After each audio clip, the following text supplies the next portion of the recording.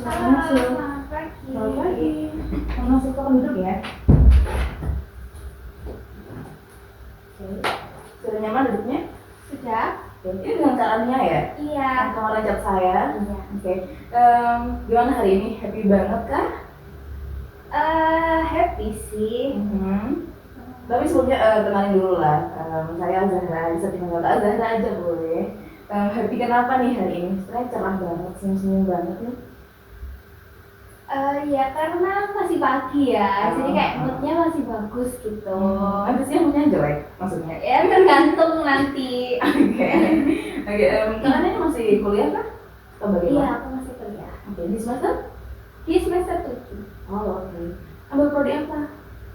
Aku di transportasi sekarang. Wow, ini lagi sibuk-sibuknya skripsi dong? Iya. Gimana skripsi di jurusan transportasi itu kayak rumit banget nggak sih? Mungkin karena kan dulu aku nggak ekspektasi kalau ternyata jurusan transportasi itu yang kayak gini. Aku dulu tahunya itu yang kayak di manajemennya itu. Ternyata malah di perencanaan transportasinya. Oh, oke. Jadi lumayan susah atau bagaimana? Ya lumayan susah sih kalau aku, karena aku cewek ya. Iya, makanya itu. Kayak ya lumayan susah. Tapi skripsinya sudah selesai? Belum sih, masih penyusunan. Oh, oke. Oke. Di kuliah gimana pertemanannya? Apakah se-happy atau se-diekspektasikan itu dan wow atau biasa aja atau gimana? Kalau di pertemananku agak nggak sesuai sih sama ekspektasiku dulu, karena kan aku juga ekspektasinya tuh kuliah tuh happy, seru gitu kan. Ternyata nggak seseru itu sih pas udah ujian. Karena kayaknya berekspektasi duluan sih, jadi kayak nggak akan seseru itu jadinya. Oke, sebenarnya kita udah ngobrol banyak. Sekarang ini sudah pernah mengikuti konseling atau belum? Aku kebetulan belum sih, masih sekali ini. Iya, pertama kali lah ya? Iya. Ini saya jelaskan dulu, untuk konseling ini di mana saya sebagai konselor hanya memfasilitasi masalah karena sebagai konseling saya. Jadi segala bentuk masalah akan ya tanggung jawabnya kembali ke KR-nya. Jadi jangan harap saya yang menyelesaikan masalahnya, tapi KR-nya yang menyelesaikannya secara mandiri. Dan kita juga punya batasan dalam sesi konseling ini. Kita dibatasi 45 menit, 30 sampai 45 menit. Tapi kalau dirasa masalah KR-nya belum selesai, kita nanti akan jadwalkan ulang, kita catatkan lagi lah ya. Dan saya juga izin untuk kita catat apa yang jadi poin masalah KR-nya. Oke? Bisa dipahami? Ya. Oke. Kita sudah tahu ya role limit dari sesi konseling ini. Terkait kedatangannya KR-nya ke sini, adakah yang ingin disarankan kepada saya? Ada sih. Apa itu? Terkait pertemanan begitu. Oh, okay. Lebih ke hubungan temanmu sama aku gitu. Oke, tapi sebenarnya apa yang Kak Adanya rasakan tentang hal itu? Kayak aku punya teman, jadinya aku kayak sebel gitu loh sama dia. Aku kayak merasa aku udah baik sama dia kok dia nggak membalas apa yang aku kasih gitu loh. Oke. Sebel aja atau? Marah sih. Marah. Oke. Karena tadi belum banget sebel, marah. Terus perilaku apa yang Karanya timbulkan ketika Karanya itu sebel ke teman ini ataupun dia akan marah? Maksudnya perilaku itu gimana? Jadi apakah ada perilaku tindakan yang kalian lakukan ketika kalian merasa sebel dan marah ini tadi, atau mungkin bahkan kayak menghindar atau bagaimana? Itu yang disebut perilaku dari emosional yang kalian timbulkan tadi. Kalau aku pribadi tuh jadinya agak ngejauh sih. Maksudnya kayak nggak sedekat itu lagi sama dia gitu. Kalau karena tadi bilang marah, apa yang jadi respon dari marah itu? Apakah hanya menjauh saja atau bagaimana? Jadi dampak ke hubunganku sama teman-teman yang lain sih. Jadinya kayak aku di kelas itu jadi menutup diri dan dia menutup diri sama teman-teman semuanya sih. Semuanya, jadi meng-offer generasi bahwasanya karena ini teman semuanya ini sama si teman yang tadi. Iya, tapi kayak cuman menutup diri aja, tapi kalau dari yang lainnya, cuman kalau sama dia emang udah menghindar. Oke. Apa yang latar belakang karena berpikir dan berperasaan seperti itu, punya emosi seperti itu, marah dan sebel, apa yang mendasari hal itu? Ada kejadian apa sebelumnya? Jadi itu aku karena kan di ekspektasiku di kuliah itu kayak pertemuannya tuh seru gitu kan, rame-rame. Nah ternyata pas aku udah ngalamin sendiri itu ternyata pertemuannya tuh ada kayak circle-circlean gitu loh. Iya sih, sekarang di kuliah nggak jarang lah semua pada circle-circlean. Iya, iya kan. Terus habis itu karena circle-circlean itu kan aku dari SMA itu kayak lebih ke membaur sama semuanya, nggak yang circle-circlean tuh di SMA. Nah aku jadinya kayak di kuliah tuh emang dia nggak suka yang circle-circlean, aku emang sukanya yang kayak membaur ke semuanya. Nah tapi aku kayak mereka itu nggak bisa, aku masuk ke mereka itu nggak bisa masuk ke sama teman-temanku itu, jadinya aku kayak ya udah sendirian aja. Cuman aku ada satu teman ini sih, namanya tuh Gita. Nah Gita ini tuh aku udah temenan dari semester 4, mulai deket banget itu semester 4. Di situ semester 5 itu offline kan. Nah aku udah dapet kos, dia tuh belum dapet, dia tuh nggak dapet kos dan nggak ada motor. Cuman kalau ke Surabaya itu waktu itu kayak diantar orang tuanya tuh. Kayak PP gitu. Iya, diantar orang tuanya tuh kosku. Jadi dia tuh kayak numpang numpang di kosku. Nah di situ dia tuh mau nyari kos. Karena aku kan udah dapat kos, aku udah ada kendaraan motor kan. Dia tuh ngajak aku nyari kos, aku antar, kayak aku temenin dari awal dari nyari kos sampai dia udah dapet kos. Nah udah dapet kos tuh, tapi dia masih nggak ada kendaraan. Jadinya kalau di kuliah itu masih aku antar jemput gitu, aku masih kayak dia bareng aku. Nah abis itu kayak berarti kan aku merasa aku udah baik. Ya deket lah ya. Iya. Tapi waktu itu aku nggak bawa motor 1 minggu karena aku lagi sakit. Aku diantar orang tuaku balik kos, terus aku nggak bawa motor. Nah kan itu ada tugas-tugas nih.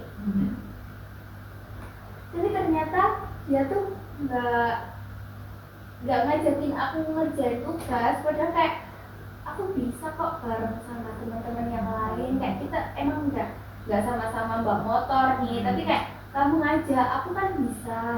Terus aku nanti minta tolong tolong temanku atau Gojek kan bisa. Jadi dia tuh udah ngajak aku sama sekali. Dia malah sama temenku yang lain namanya Putri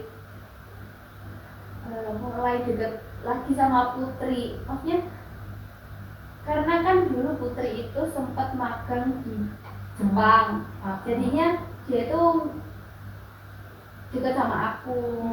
Terus pas Putri ini udah balik, ya terus dia kayak ke Putri lagi. Terus kayak aku ngerasa kenapa kok marah sih sama dia, kenapa kok ini kan cuma ngerjain tugas, tapi juga bisa kerja gitu loh, bisa ngelakuin apa-apa, nggak bisa ngajak temen juga. Iya, tapi kayak kenapa nggak diajak gitu. Kenapa? Jadi itu yang saat itu yang latar belakang bahwasanya Kak Rania ini pada akhirnya marah ke Dita. Iya sih. Karena merasa bahwasanya Dita ini seperti apa ya, kayak apakah Anda merasa bahwasanya dia tidak baik dan tidak timbal balik atau bagaimana? Iya, nggak timbal balik sama kayak merasa dihianatin gitu sih. Karena dia sudah balik ke kamarnya lagi. Iya, terus ada lagi sih, ada lagi dulu waktu pengajuan judul itu aku kan kumpul-kumpul sama teman-temanku nih, nggak ada Dita nih sama teman-temanku yang beda jurusan. Aku nyari-nyari judul kayak judul apa ya yang cocok buat aku. Terus temen-temenku tuh nyaranin kayak coba itu sekarang tuh ada yang jus transjatim itu loh, kan baru. Itu juga bisa dijadikan studi kasus. Sampai ya tertarik gitu loh jadinya. Terus aku bilang ke Dita tuh, kayaknya aku akan mau ambil studi kasus transjatim deh. Terus malah pas pengajuan judulnya di dosenku, malah dia duluan yang ambil transjatim. Kayak padahal kan aku yang duluan dia. Harusnya kan dia yang nggak usah nyari transjatim, nyari yang lain. Dari situ karena menunjukkan bahwasannya kalau Dita ini seperti tidak timbal balik dan dikhianati. Iya.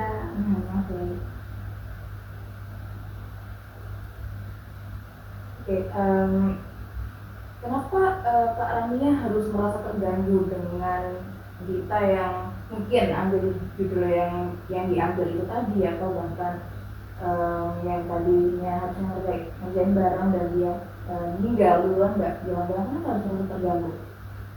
Kalau yang ngerjain duluan itu terganggu karena ya kan aku juga mau ngerjain, sama teman-temanku.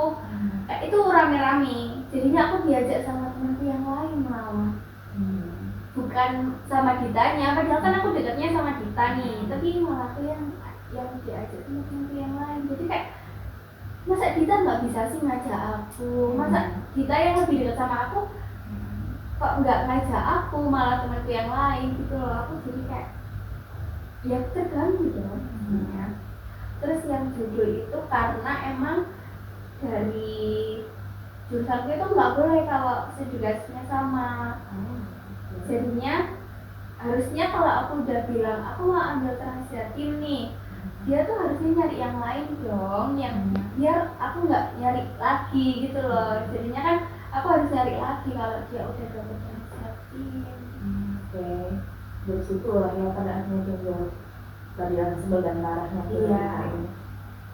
Oke, tadi karena merasa bahwasanya terganggu dengan temanmu yang seperti itu tadi. Apakah ada keharusan bahwasanya temanmu harus selalu mengabarimu? Enggak yang harus selalu sih, cuman kayak aku ngerasanya pada waktu itu mungkin karena aku lagi nggak bawa motor, aku lagi sakit gitu kan.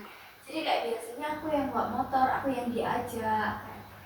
Waktu aku nggak bawa motor, kok kenapa Pak aku yang nggak diajak gitu kan, bisa ngajak tapi mungkin kayak nyuruh aku gojek atau bareng lainnya gitu loh. Jadi kayak kenapa waktu aku nggak bawa motor, Pak aku yang nggak diajak gitu sih. Kayak nggak ngerasa yang harus selalu, cuman waktu itu ngerasanya kayak merasa dimanfaatkan gitu loh. Oke. Apakah ada persen bahwasanya tadi kamu bilang buat judul yang sama, apakah ada persen bahwasanya dia temanmu tidak boleh membuat judul yang sama? Iya dong, kalau itu iya harus nggak boleh dong, karena kan aku udah bilang kalau aku yang transjatim tuh. Dan emang dari peraturan di jurusannya emang kayak nggak boleh kalau studi kasusnya sama. Kan aku juga udah bilang kalau aku transjatim, harusnya dia cari yang lain. Bukannya semua orang juga berhak membuat judul yang sudah sama dan lain-lain. Oke, tadi bilang bahwasanya kampusnya tidak boleh kan, tapi kamu sudah tahu bahwasanya kamu mengambil transjatim duluan. Tapi kan dia tahu. Tapi kan kampusku kayak dia kan aku udah cerita ke dia. Harusnya kan dia kayak oh ya udah kalau emang transjatim udah dipakai ya aku nyari yang lain. Emang harusnya kayak gitu sih menurut aku. Ya itu menurut kamu, sebenarnya dia kan tidak seperti itu. Iya sih, tapi kayak ya kan nggak boleh kayak gitu. Iya. Misal nih, dia melakukan hal yang sama. Dia cerita kalau dia ambil studi kasus di A. Ya aku sebagai ini kayak apa ya, peraturan di pertemanan sih, cuma ya kalau dia udah cerita kayak gitu ya kamu nggak ambil yang studi kasus di A ini. Apakah ada bukti bahwasanya peraturan di pertemanan itu seperti itu? Apakah tertulis dalam undang-undang? Enggak sih, kayak emang ya, Bukannya semua orang juga berhak mengambil hal yang sama, atau bahkan peraturan teman tidak ada deh yang seperti itu. Di undang-undang pun tidak tertulis kan? iya sih, tapi emang itu bukan sesuatu pengkhianatan. Emang itu bukan sesuatu hal yang harus dilakukan. Terus kenapa kalau kamu dikhianati seperti itu? Kamu siapa sampai nggak boleh dikhianati? Ya aku teman dia. Kamu hanya temannya, sekelas presiden aja dikhianati itu hal yang biasa. Kenapa kamu merasa terganggu? Kamu siapa sampai kamu tidak boleh dikhianati? Kamu hanya temannya kan? Apakah dia juga menganggap teman? Atau hanya kamu saja yang menganggap dia teman? Ya harusnya sih gitu teman kan.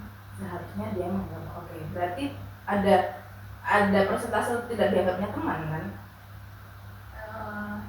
Nggak tahu sih. Oke. Apakah kamu harus selalu mengekspektasikan bahwasanya temanmu harus selalu baik ke kamu, harus timbal balik juga ke kamu? Ya kan aku baik ke dia, masa dia nggak baik juga ke aku, kayak ya masa manusia ada yang jahat kayak dia. Apakah ada bukti bahwasanya temanmu tidak boleh jahat ke kamu? Emang kamu siapa sama pada tidak boleh diperlakukan seperti itu? Emang ada bukti di undang-undang bahwasanya kamu tidak boleh dijahati sama temanmu? Nggak ada sih, tapi kan aku sebagai manusia yang sewajarnya punya perasaan, punya rasa sakit hati, punya rasa marah, punya rasa kecewa. Jadi kayak aku udah baik ke dia, tapi dia nggak balas sebanding gitu loh. Kayak aku udah merasa memberikan baik gitu loh ke dia, tapi dianya yang nggak baik ke aku. Apakah ada keharusan seseorang harus selalu membalas kebaikanmu? Bukannya kamu berbaik juga karena kamu sama manusianya? Kalau keharusan itu emang nggak juga sih, karena kan kita juga nggak bisa mengendalikan orang lain kan ya, orang lain yang bersikap ke kita. Jadi kayak ya emang harusnya aku yang harus menyadari kalau aku kalau udah berbuat baik ya udah nggak usah berharap banyak buat dibalas baik juga gitu. Tuh, kamu tahu, kamu bisa merefleksikan hal itu. Yang salah di sini adalah ekspektasimu gitu loh. Kamu terlalu berekspektasi bahwasanya temanmu harus selalu baik ke kamu dan timbal baliknya gitu. Memang sulit, kamu harus berhadapan dengan teman yang mengkhianatimu seperti tadi, tapi bukan berarti kamu tidak bisa berbaur dengan teman yang lain kan. Kamu tetap bisa mendapatkan teman dan kebahagiaan yang sama kan, tanpa harus dengan temanmu yang tadi. Iya kan? Iya. Oke, kamu sudah menyadari bahwasannya semua orang tidak harus selalu dan tidak selalu bisa untuk berbaik hati kepadamu, dan memang sulit untuk kamu survive dari temanmu yang kamu bilang mengkhianatimu, dan bukan berarti kamu akan stop untuk punya teman yang lain kan. Kamu bisa untuk mencari kebahagiaan dari teman yang lain kan, bukan hanya dari kita saja. Karena emang aku dapat teman yang dibahasnya kayak dia, jadi kayak mungkin aku nggak usah berharap diberlakukan baik sama dia sih. Kayak aku juga bisa dapat teman dari lain prodi, lain jurusan beneran. Jadi kayak aku nggak bergantung sama dia aja. Kalau sudah punya teman yang dari prodi dan sudah lebih dekat? Ada sih, kalau yang dari luar kelas Oke, nah itu kamu sudah mendapatkan kebahagiaan daripada temanmu yang mengkhianati kamu. Iya sih. Berarti kamu tidak perlu merasa marah, bahkan sebal atau yang mana. Kamu hanya perlu kecewa karena diberlakukan seperti itu. Apakah betul seperti itu? Apakah kamu bisa menerimanya? Kamu hanya cukup perlu kecewa saja? Bisa sih, berarti kayak kita nggak perlu sampai marah gitu kan. Jadi kayak mungkin punya perasaan kecewa itu Wajar. tapi kalau sampai marah itu ya nggak perlu Betul, kan. betul. Apalagi kamu sampai menutup diri itu tidak perlu sama sekali jangan kamu hanya perlu kecewa dan bisa saja kamu tanggapi dengan senyum atau berkata oh ya sudah ada manusia yang seperti itu kok dan kamu tidak perlu jadi yang bagiannya seperti itu juga. Gimana perasaan hari ini? Apakah sudah lumayan fine? Udah lumayan lega sih, jadinya kayak yang aku perasaanku yang awalnya nggak enak itu jadi kayak plong. Oke, mungkin kita juga kalau misalnya masih merasa tidak enak kita bisa jadwalkan untuk konseling lagi, nanti kita chat-chatan saja ya. Oke. Hari ini sudah cukup? Oke. Kamu bisa? Oh iya. Terima Terima kasih ya Kak ya.